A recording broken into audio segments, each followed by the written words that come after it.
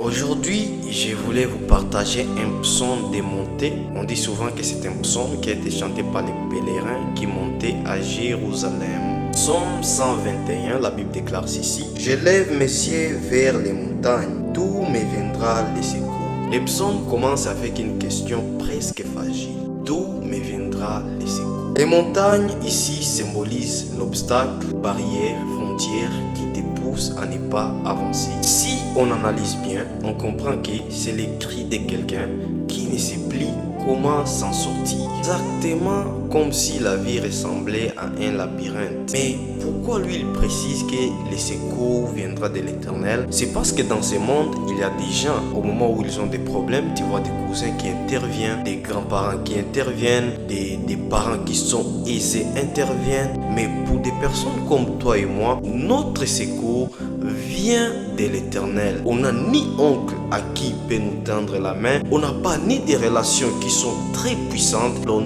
notre secours dépend uniquement de l'Éternel. Il ajoute: il ne permettra point que ton pied chancelle. Celui qui te garde ne sommeillera point. Voici, il ne sommeille ni ne dort, celui qui garde Israël.